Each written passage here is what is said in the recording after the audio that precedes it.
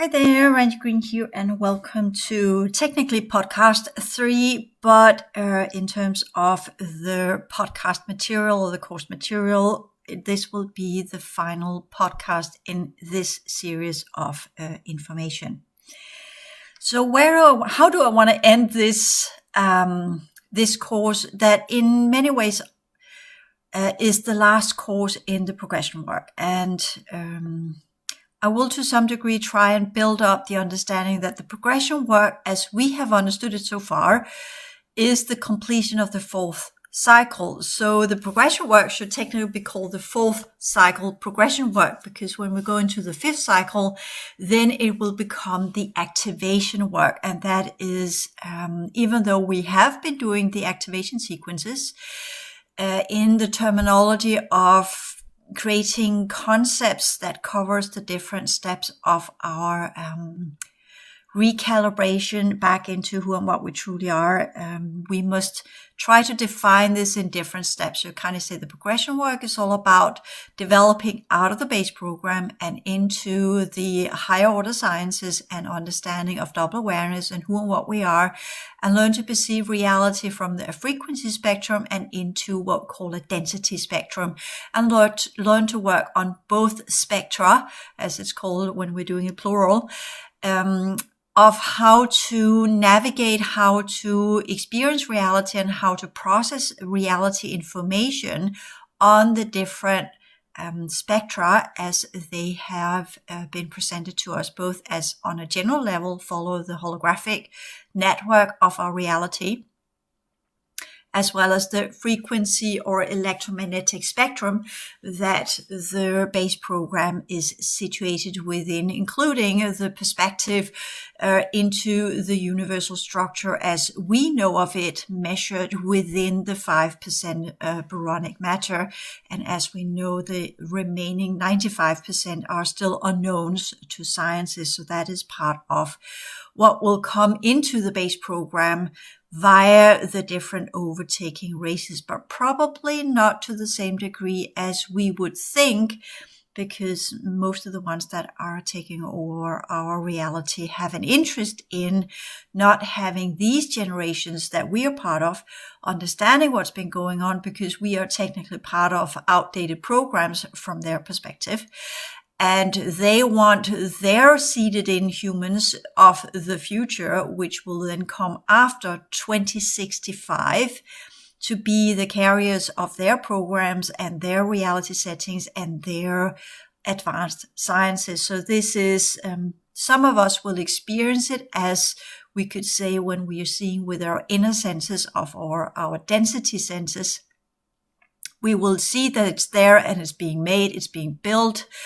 But within our frequency spectrum of reality, that is probably not going to happen. I'm not saying it's never going to happen, because as with everything, they need someone to seed it in. So therefore, there probably will be forerunners there as well. So we are in a kind of a race where you can say, well, Randy, do you want to situate or integrate the original fifth cycle energies into the base program and make that unfold?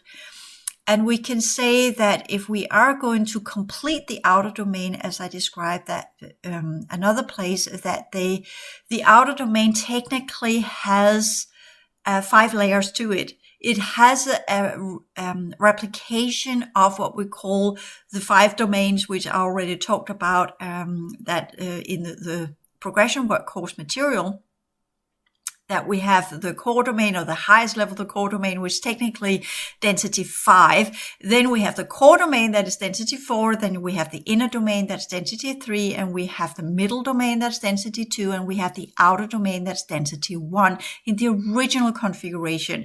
And then we have added on the frequency reality, which is kind of an adjacent artificial construction connected to the original outer domain, just to recap what you should know by now and have that understanding. So when I keep saying, well, this world is done, it's over, it's an artificial construction in the outer domains, then it's frequency based. It's not even real. It's situated in the third cycle of the original construction.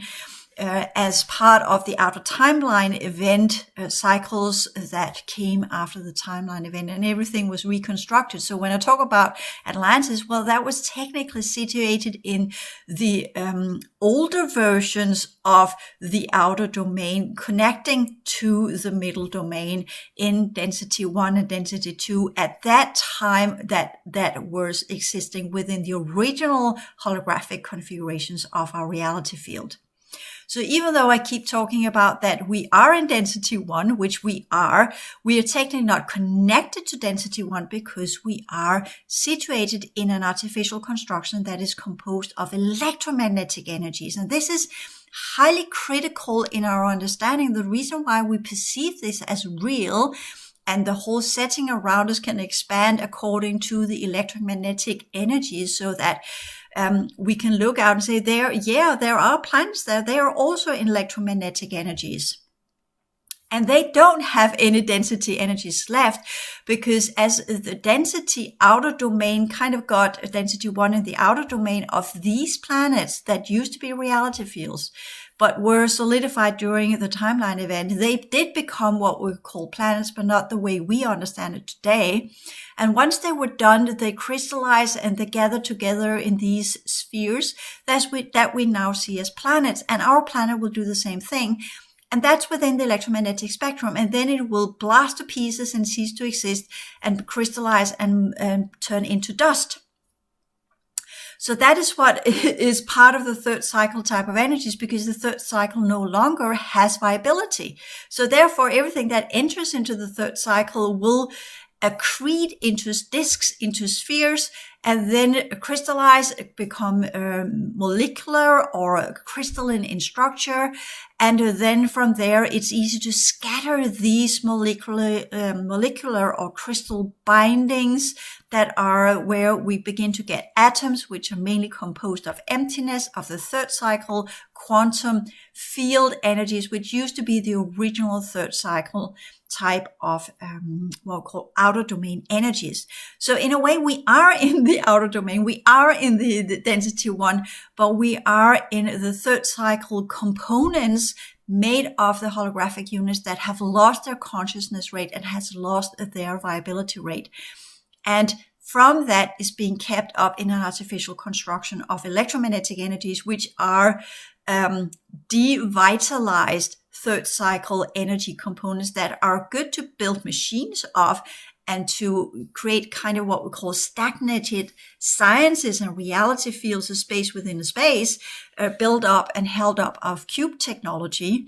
But it's not a real world. It's not part of the original density worlds. And that's also when we then leave in our mind and in our vibrational field and radiation fields and are connecting to our original energy system, then we begin to connect to the original density 1, but density 1, which I used to call the LPF1 network, and everything that's there, as I explained in the transition science classes, it has worn out as well. So it's not, oh yeah, we go there and then everything will get better. So this is a long journey to get to the networks that holds this viability rate. So am I interested in drawing in the original fifth cycle of the restoration program into this reality field so it can manifest? Technically not, because it's not possible. It will scatter the molecular structure, the crystalline structures.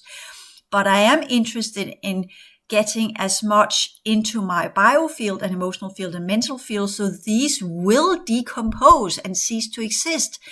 And then my body must adjust to the higher order energy system the best way it can. And my brain will change itself into being able to process density energies most of the time, because there are already neural networks that are this blend between frequency as well as density energies. And my fortune is that I never really got solidified into the frequency brain capacities. I've always struggled with learning the linear way, and many of the hybrid kids are having the same issues because our brain works differently.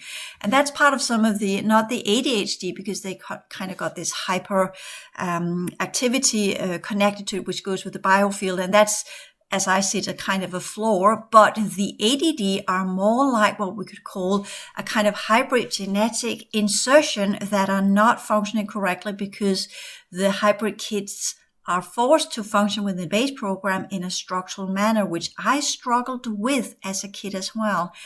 And by that are showing signs of having difficulty of concentration and are quickly affected in a specific way, are quickly distracted in many ways, because the hybrid brain, as well as the insectoid genetics, as well as the density races, which some of us are part of and we're part of as a true human or humanoids, whether we were aggressed or not, or infected or not, or whatever, it doesn't matter. We're supposed to be able to expand our perception field into all sorts of realities and read all sorts of type of energies. And the brain, in its original capacity as a mind field or a brain field, we're supposed to process this level of information on multiple layers and not just one. So that's part of the fifth chromosomal feature, and that I will try to activate, however that's going to play out in my physical form. But my physical form goes into what we call an ancient lineage, whatever that means, that goes back to some of the true human races, whether or not it's actually my body or not. It has that applicability, let me put it that way. I know it's in my biofields because I have some of the first thing I did was to get rid of the original owner, as you know, and her imprint into this physical form, and then begin to recalibrate everything. So it is possible to do that, but it is a very, very slow process, and most of the time we'll lose track of where we're going because of the constant pushing into different timelines, the constant wiping, and the constant clearing of who and what we are. So therefore, when we do have the windows of opportunity, it's important to accomplish as much as we can on the day where we are having a window to do so, when there are gaps between the artificial frequency spectrum construction and the frequency fence that is breaking down, but it is inserted with new types of technologies. Of course, we know that we have all of these weird cubes in spheres and weird things going up in the ionosphere, which some of the Air Force pilots have encountered for a very long time, since the 50s, when they began to truly alter the ionosphere after it was blown apart by the atom bomb in the Project Argus, so that they have been reconstructing things up there with the different types of crafts that are not UFOs. They do not have anything in them, but they are, we could call it, weaving holographically in density energies, making sure that we are not seeing the world as it truly is, as a kind of burning through the veil. So suddenly in the sky, we would see the original worlds behind them, all the artificial gray constructions and everything that's going on in the original density one. So we are, if you kind of want to say, the entire density one reality field within the outskirts of that as well, bridging into the abyss, which is why, and the 1, 1st, and 2nd cycles, which we're very close to. Again, this is complex to understand as a kind of a linear understanding, but once you get your inner sight and the density perception, you will see this, which people call remote viewing, and what you get there will depending on your frames of reference and how much understanding you actually have of alien technology and how these reality fields are constructed and how they can be constructed as a program and appear completely real and tangible, but in fact, they're just a program held up by cubes that are creating spheres within spheres, and by that are creating artificial reality for the purpose with a specific configuration where short-lived what you call clones and replicates are produced so that they can participate for that short period of time within that reality, technically using the same program we're living in. But we are on a long lifespan, so to speak, between 60 and 90 years. Some of them get a little bit older, right? But this is the configuration, the base program that's been upheld that way as well via these different Q programs. Originally the ISP, but modified now with the change of the frequency fence as well as the quantum levels, which changes it from above and below. And the goal is, of course, to navigate and transfer whatever they can of the original LP of 1 or the original density 1 reality field into the parallel universal matrix. And that's, again, when we're talking about, okay, what's going on, for instance, with the hadron colliders and these kind of things. They are effectively altering the quantum field so that they can link up to the artificial fourth dimension. So they've been doing that for quite some time now. Okay, so we are in this difficult understanding of the only way we truly understand what's going on in this world is if we have the density side, the density interpretation mechanisms in play, and the understanding of how to transform and work with holographic energy. As simple as that. And to finalize this little series of podcasts, it's also important sometimes to look back a little bit and say, okay, where were we when we began this? I know I began technically in 1999 with the stellar activation cycle, where I got the call out for that. But the next call out was in 2007 when the sun began its death cycle, so to speak, its devastation cycle. So I felt that as well. And at that point, there were already races beginning to leave, and that was where I was pushed into my releasing capacity of the density 2 or the LPF 2 or the middle domain races that were stuck there, part of the original Pillar project. So that technically began in 2007, and that was my activation into the progression work. I truly began that in 2009, which is interesting as well, because that's where I first began having my own business. And that's where I was struggling with trying to create what we call a clinic or a practice where I could have people coming. I had this whole healing going on actually in my own home at the time, creating space for that. And we're having these visits of people physically and began to do that. And we're really beginning the progression work as it was possible in my understanding at the time. Again, still within the cell activation cycle, and therefore, of course, colored by that. And due to financial issues and the struggle with not getting enough clients in Denmark, then I kind of shut that one down and began at the University of Copenhagen, and technically in a way gave up, just say, I don't want to do this. And I just said, well, then I'll just study theology and I'll just become a priest instead, because there I can bridge my different worldview with also what we call kind of psychological work, because you are talking to people when you work as a priest. You are a soul comforter, so to speak, when you're working as a priest. I thought, yeah, I can put it into that. But as I studied theology, it became more and more complicated for me to actually say, yeah, no, I can't. Don't have the right commitment. I can't become a priest because I don't believe in the church. I don't believe in Christianity. I don't believe in God. Then it becomes a little bit difficult. And I do know there are priests that don't do that and have never done that ever, but they have used it as a job where they could fit in with whatever they were, including when we're talking about the old priests in the Middle Ages. Most of them were dark ones. So it's not that this is about being a righteous person that's doing the right thing. It's about what can I agree with as a person due to my own honor and my own code or creed of what I feel is the right thing to do with my fellow humans, right? Deception is not one of them. Not pretending to be something I'm not. I have to be authentic in my core values. Otherwise, I don't have integrity. So that kind of goes with correct commitment, so to speak. It puts limitations to what we can do just to earn money. And that is one of the principles as well, to navigate and operate correctly within the reality field we're actually part of, whether it's artificial or it is in a dying world, or it's in the outer domain or the middle domain or the inner domain, or wherever we are. It doesn't really matter. It all comes down to the fact that we must align with who and what we truly are in our original energy system, whatever that means and whatever level that is, whether it's after the timeline event or before the timeline event, before the fall of Atlantis or after the fall of Atlantis, where the original configuration arose as we created it for a specific purpose. It has the code systems of that.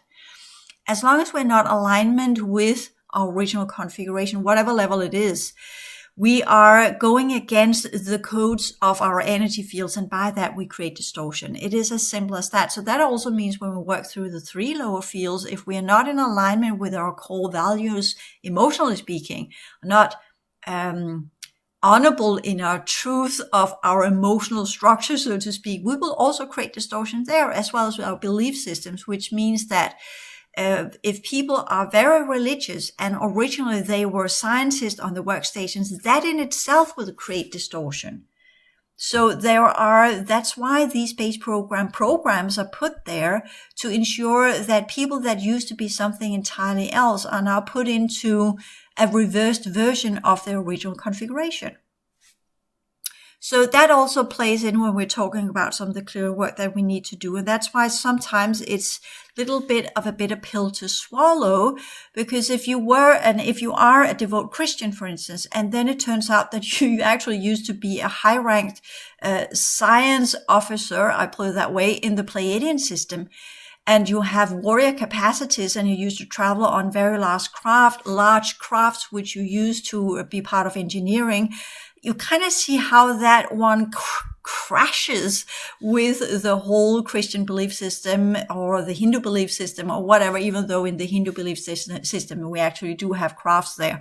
But just to put things in context, if we are something else on the highest level of our essence, if we cling on to the things that we constantly get information that it's not correct, such as doubt, or begin to have bleed-throughs of other stuff, instead of just pushing it away, say, oh, it's the devil, or these are artificial programs that are trying to get me off my true path and what have you, then things should be investigated into, okay, it could be something that's trying to get you away from your true path.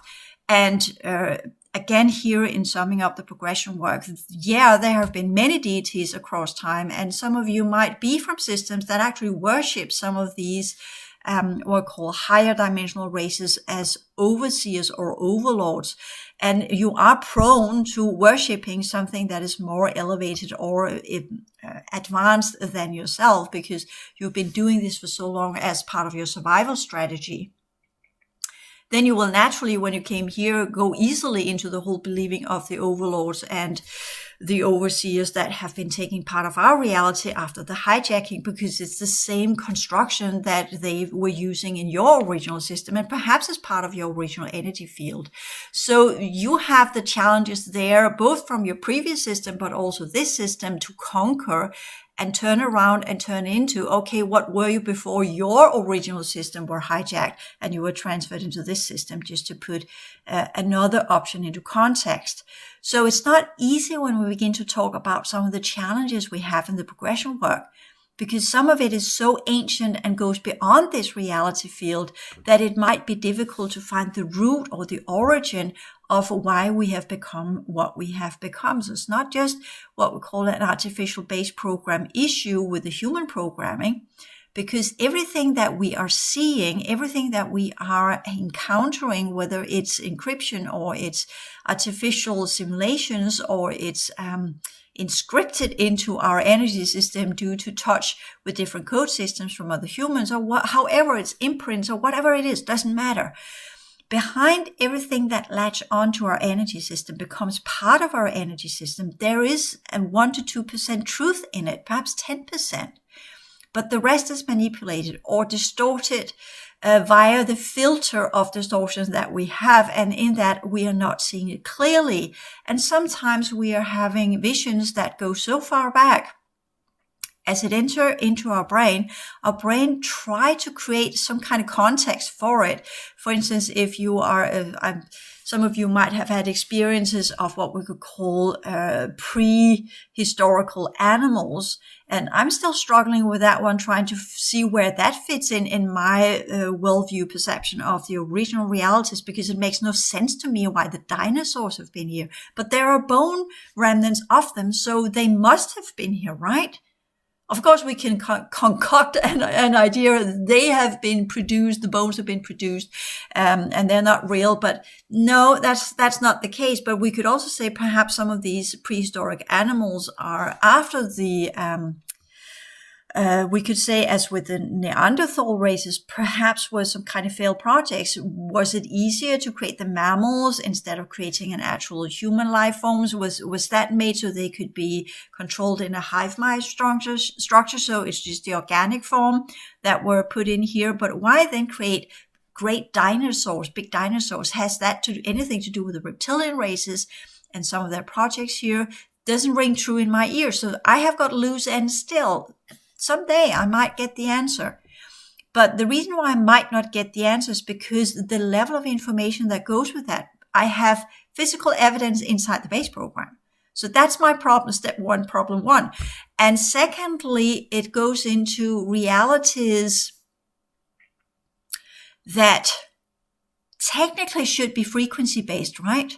So again, just some struggles with that one. I know some of the original reptilian races, when they don't get infusions of a specific type of gene codes, they will turn into these very large reptile creatures. And even though I see it in their own reality, and they're quite large there, they're never as large as they are inside this reality. But perhaps when I'm viewing them in their own environment, that is in a different type of density, if I were to transfer one of these reptilians that turn into a purebred reptile with scales and tails and everything, if I were to take one of these dragons and put it into this reality, perhaps it would then become one of these large dinosaurs. We don't know. I don't know. It doesn't ring true, but my brain is struggling. It doesn't have the frame of reference. It doesn't have the context. It doesn't have the original link up and understanding of it, which can only lead me to understand that these projects were not part of the original True Human projects or the workstations. Hence, they must be of either humanoid origin or part of the later incoming hijacking races, which then were time traveling back and were trying to seed in a specific type of genetics by creating these large animals. That rings more true to me. As in, if they were to create the possibility of humans or mammals or whatever carrying the reptile gene code, it would be logical to create these large animals in herds to mass produce a specific gene code within our LPF1 network and racial code system. So that would be a way to contaminate the racial grids with these large animals holding a gene code that belongs to a completely different species. That would be, for me, the quickest way they could get access to the collective LPF1 network from where they could seed in their alien planetary information network. So that would make more sense to me than anything else, as in it's not natural for this planet to hold dinosaurs, but it was put that way because of the hijackers and their ability to travel in time so far back that they could seed it in while were technically at the same time before the hijackers had some of the original workstations where we were working with seeding in the level of the original true human genome as well as the humanoid genome, so that the restoration program, perhaps prior to that, could carry the code sequences in the reality networks of the incoming races as part of the outer domain. That would make sense to me. So see, this is when we talk about trying to create the fifth cycle of sciences, then it is something that really demands an ability for the brain to break through its own belief systems and its own constructions, always putting it into a test of does it ring true? And the sensing organ for that is just as much the heart field and the vibrational field, because when we work with the information system, we vibrate, we call it resonate with it, but we vibrate in a specific way on the timeline so that we amplify the timeline with the information sequence to see if we can find nodal points in the reality network or in the library or in the collective recorded information systems that are in the holographic network of the reality, etc., etc. And there I just run into blind information. But if I go into the hijacking and pair it with time travel as the ability to travel on the different nodal points of the reality field and intersect different, what we understand as travels in time, but it's technically different levels of the holographic network, to seed in certain information systems that would affect the collective fields, then there's a sudden unraveling that gives me more information. So that's also one of the ways we can expand our progression work of the individual timeline work into being able to collectively to detect some of the original sciences, which I feel is one of the next important steps in the 5th cycle for those of us who are doing this, because if we are effectively to get out of the artificial construction and reconnect to the original worlds, we must literally understand what the original worlds are, and we must understand what's been done to this reality field in all of its gory details, so that we understand why and what and how, as in kind of, okay, if some of us actually do carry reptile genetics, are we then to find the root of it in some types of raptor races or reptilian or what you call it, dinosaur type of races? Or as actually going back to the origin of the original dinosaurs, etc., etc.? Or are we to go beyond and say that has been conflated with the original collective true human insertions into this reality, or the original humanoids? And by that, when we try to track it down, we are not coming to the original humanoids, because these original seedings have been distorted via the insertion of the dinosaurs and the collective fields that are connected to the dinosaurs. So instead of coming to the original humanoid level of our energy system, because I'm pretty sure it's humanoid, then we'll just blast right into an understanding of dragons and reptilians and Dracos and all sorts of weird stuff that it then becomes very confusing, because that level, if we again play with the idea that the dinosaurs had the codes of the Dracos and the reptilians and the D10 collective and whatever was going on there, if we kind of go into that understanding and say, well, we might see the bones that are left now, and in the electromagnetic spectrum, we're only discovering this and that. But if I could put my hands on a dinosaur bone, how many layers of that DNA would I be able to access? And would I then be able to access into the Draco network? And by that, understanding the root of what they did to some of the humanoid races that later on came to carry what we could call the reptile gene code.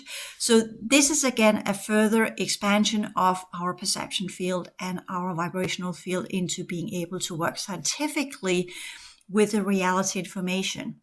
Does this change anything for anyone? As in kind of, if I came up with a course material where I would actually effectively and actively explain this, at some point, yes, because some of our issues is part of when we're trying to find our historical context for who and what we are and what has been done to us. We often end out in the densities, and with that, not really able to link it into this reality. But if the missing link are the dinosaurs and not the apes, as science are putting, but actually the dinosaurs, or some of the animals that we don't connect with the human race, but we still have that kind of gene code in our human DNA, then that would be the missing link. You see, that's quite interesting. So that's also the piece of the puzzle, as in, if that missing link, we keep getting blinded by the Neanderthal story, and we are not part of the Neanderthal lineages, but are actually tying back into the dinosaurs, just put that in context, or some of the great birds that were existing at the time, well, then our missing link is something entirely different that goes with the regressed races. And that is blocking us from accessing our true gene code that is behind that distortion and inserted. That is a very ancient holographic overlay that leads us astray, because we don't think, no, my missing link back to my original humanoid energy system is not going through the dinosaurs. But what if it is? I know there's a lot of truth to what I'm saying here, because that adds a lot of loose gaps for me together. But how can that be put into what we call the chromosomal activation level? Are we then to clear out the reptile genetics before we can access the true level of the 5th? Or you see where I'm going there. How do we do that? How do we effectively work with dinosaur genetics of this world, of electromagnetic dinosaur code systems. What are they? What do they do to us? Is it just what we say part of the instinctual layer and running parts of our sympathetic nervous system or the motor sensory nervous system? What are they actively running? And science are not looking for the gene markers of as a kind of reptilians or dinosaur codes in our human DNA, because of course not. That would not make sense. But that would be some of we always talk about the downsizing of the original true human or humanoid gene codes into this physical form. Perhaps that is the missing link. That is what we are to look for when we begin to activate our original code sequences that will effectively alter our human DNA.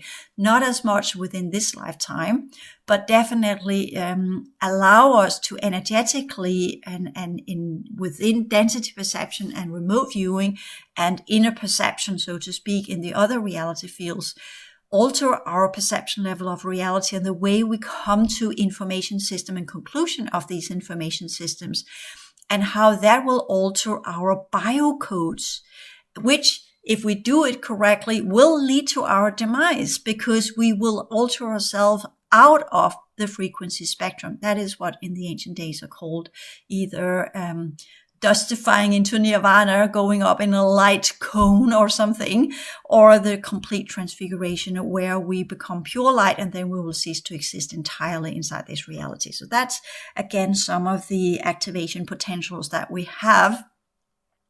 Or if we are doing it incorrectly, because there are challenges with this, we will break down our biological gene code as the different races that are experimenting on us are doing constantly, which is why we need to maintain ourselves. But anyways, going back to the whole jumping out of this in 2010 and starting to read theology, what brought me back? Well, interestingly enough, I went on a journey to England with my daughter, and when we were getting there, I had this fun experience in England. I didn't know why I was dragged to go down a specific type of street, and I did that in 2011. And I was walking down that street and I knew I was supposed to meet someone. I had a bleed through of an original timeline of something that originally should have happened if I had originally been situated in Britain as I was supposed to. So that was a bleed through of an original timeline. And therefore I found myself on the street not knowing what I was doing there. And I knew I was supposed to meet a man, but I never did because it was of a timeline I was no longer connected to. But I had a bleed through because I was in England and I wasn't that spot. I wasn't that nodal point in the holographic grid. So therefore I had a bleed through of the original event that should have taken place and perhaps had taken place in one of the other run-throughs. So perhaps a bleed through of what we could call a past life, current life situation where the past life, technically a current life, but on an alternate timeline, meaning that that was the real sequence that had supposed to be unfolded because in some point in time in one of the run-throughs, because we've been relooped so many times, I were born in England and I did have this acquaintance and etc., etc. So you could call that alternate reality perception or timeline of an alternate version of myself in a reality that could be a program, but could also be one of the original run-throughs, which we have been relooped out so many times and rebirthed and put back in time and what have you. So even though that we are in the same time period, we are then on different timelines because we have played it out in another life and then been recirculated into another body that has been put back in time. I know this sounds very complicated, but this is part of it as well. So what I'm here saying is that past lives are not just past lives as in past time. It is also alternate reality versions of ourselves, which we have lived through this reality in this time, but in a different country, in a different body. And then we played it out and died old of age. And then they took our template and energy system, put us back in time and rebirthed us past in, for instance, let me put it into pieces here. In that alternate reality, that was current life bleed through of the alternate reality timeline. I was supposed to be in my 30s and that in 2011, technically. And I was supposed to meet up with one of my dear friends there. That was the bleed through. That was the understanding. And I didn't meet him because I am on a different timeline and I'm 10 years older. Okay. So that's the problem. in that sequence. And in that alternate reality, I did meet up with him and I did live my life and we did do what we needed to do because I saw some of these things in Australia as well when I teamed up with him down there. So that was some of that sequence that had run through. And then we did what we needed to do and we failed and we got caught and we got captured and we got sliced up. And portions of our original template were then reborn.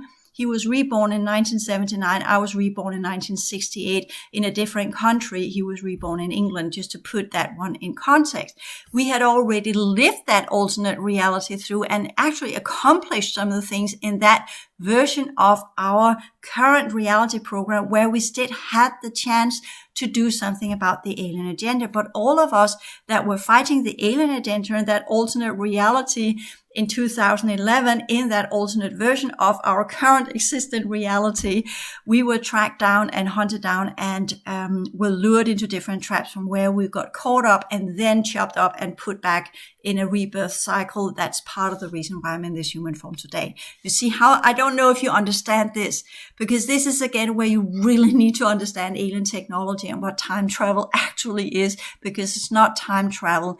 It is messing around with the original reality network and the original nodal points of the different code streams that allows us to exist within certain levels of our reality. Anyways, so I encountered that when I was in England in 2011, and when I was sitting in the plane back, you recall I've explained how when I was 22 or something, had this dream. I was on a mattress on the ocean and I was drowning. And then when I had reached the bottom of the ocean, I had this strong voice in my head screaming at me, wake up and see things as they truly are. And that began my journey when I was 22, because I just, at that point, just got myself too much into the base program. So in 2011, where I kind of did the same, I just kind of, fuck it all. I just become a priest, right? That was in the middle of my studies, the second year of my studies. I began in 2010 and I completed in 2013 my bachelor degree, right? So that was in 2011. And I was sitting in a plane back home. And there, this white female, because that's how she was presented, it could be a deva, it could have been an interplanetary beings. They were still present at the time. She was literally up in my face and she literally shouted to me, now you need to get back and do your fucking work. She didn't say that, but that was the energy. And then she jumped into my heart field and she jolted me to awakening, literally. So that is what happens when I try to escape my destiny. There are not many of these beings left, but that was her literally saying, you began a journey of releasing us, and now you better get back on track because we need to get out. And if you're not activated on the different levels, we cannot get out. So you get back in business. And that's what she put into me. And she woke me up so I could do my job and help these holographic entities that have been stuck in the different timelines and in the artificial programs, keeping this artificial reality running, helping them to get out. And that's one of the reasons as well, as the interactive simulation program of the old world order type began to collapse, these beings were freed and could be released, and by that went back home. So they have been used via different symbols and configurations, which many call magic, to keep up the artificial construction. So it resembled a type of original density configuration, because it had all of these original density beings of the middle domain caught up and captured, not just in human form, but in plants, in animals, in nature, and all the places of our reality field. And most of these are gone now. So just put things in context. Those of us who are going to make it, we are the ones that have that potentiality, if that's a word, to fight off the constant attempt to take us down. And that is also what will get us going into the fifth cycle. We will just continue, not necessarily because beings or angels or guides or greys or reptiles or whatever are activating us, because that's part of the old world order program and that's kind of history now. But because we have that inner code sequence that wants to align with the planetary activation cycle. We are being now activated by the planet itself and our original code systems if we truly are part of the original reality field. Otherwise, the others that don't belong here, they will begin to struggle because of this. And therefore, they are trying very, very hard to keep us not activating with the original planetary code sequences, let's just call it that, but will try to keep us in their artificial reality-based program code systems, again, bombarding us with enormous amount of information that upholds the frequency fence, that upholds the artificial programs, that upholds the frequency energies, that upholds the normal human awareness, that upholds the human longings, desires, sexuality, all of the programs that are downsizing our density energies into frequency-based energies. And that is the true war that we are technically participating in, becoming who we truly are and battle off all of the races that wants to keep us in this artificial construction of frequency energies. Not as much because we are going to see ourselves as the heroes that conquers the aliens and then get freed by that, because the laws of energy and the laws of energetic and genetic affinity will draw us out in the end. We will rely on the original sciences of how consciousness operates, of how energy operates, of how reality fields are supposed to operate. And that is the reason why we need to learn the sciences, because if we learn the sciences and understand the sciences, it will become part of our energy system, and our energy system will then align with that reality setting, instead of constantly working with frequency-based information, which aligns us with the artificial frequency construction. I hope you completely understand the necessity of not only working with your psychological structure and your biofield and whoever and whatever you are inside this reality to mature into the resilience where you can do the work, but the goal is to become as original in our energy construction via the original sciences and the implementation of the original sciences inside our energy system, so that we think, so that we all radiate and feel or vibrate and work with our biocodes and our chromosomes and our understanding of energy and everything that we are dealing with from the correct scientific angle, with that understanding that these sciences are part of the original construction. That's the way we will follow the extraction of the original construction out of this system, because we have aligned ourselves with Mother as she pulls out. She will take us by her hand, so to speak, if we are in alignment with her programs. So that's another piece, a very important piece of the puzzle that we are to integrate into ourselves when we're doing this work and moving from the 4th cycle progression work into the 5th cycle activation work and the true reality sciences. Not just about being a little nerdy, clever being. It is just as much as understanding the sciences aligns our energy system with the original reality, the original outer domain, and the original timelines that goes with the reconstructed version of our energy system that came in play in this reality after the timeline event. That's the first step. Okay, so to put things in context as well as finalizing this course material, there is much, much more to be said. We have barely begun the journey. We have just scratched the surface of what we are and what we're capable of. And that will be the next 13 years, because the whole idea with going back to 2009 is that from 2009 until now, I did the progression work. So that's 13 years. So I figure out, okay, the activation work in the 5th cycle must be another 13 years. So that's why I come up with that number. It means something to me, and it means something according to the cycles and the new grand cycle activation sequences, because we are in 2023 going into the last 3 years of the 3-9 pillar, and then we have 9 years within the 2-8 pillar, and then we have the crossings between the different reality, so to speak. So you can say that we are still in 2022, but I'm already beginning the final 3 years of the 3-9 pillar, because forerunners are always running quicker through the different levels and not waiting for them to manifest or be manifested into reality, so to speak, whether it's in the density energies or if it's in the frequency worlds. We kind of know the trends, where they're going.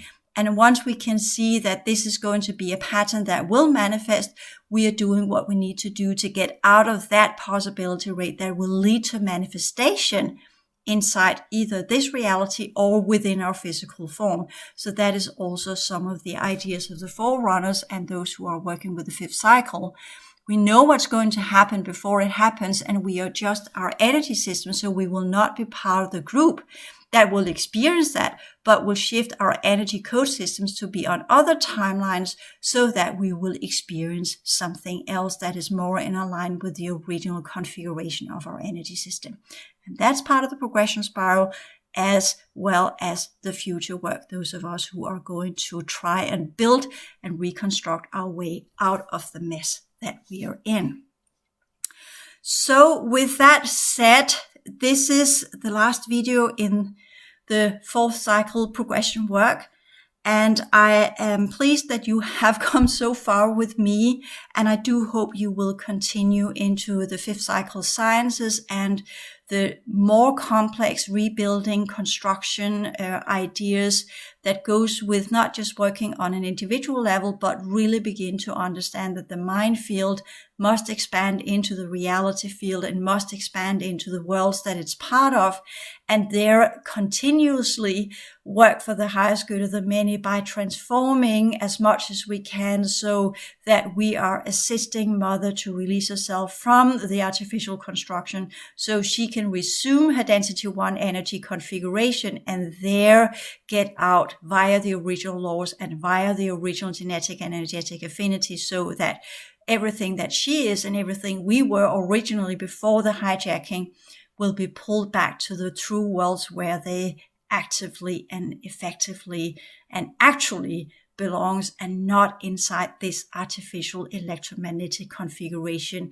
in a dying solar system on a planet that is crystallizing and going into the whole devastation cycle because the electromagnetic energies are losing their viability rate since we are positioned in the third cycle that ended a very long time ago. It's time to move from the past into the present and from the present into the future. That's part of the fifth cycle activation work. Thank you.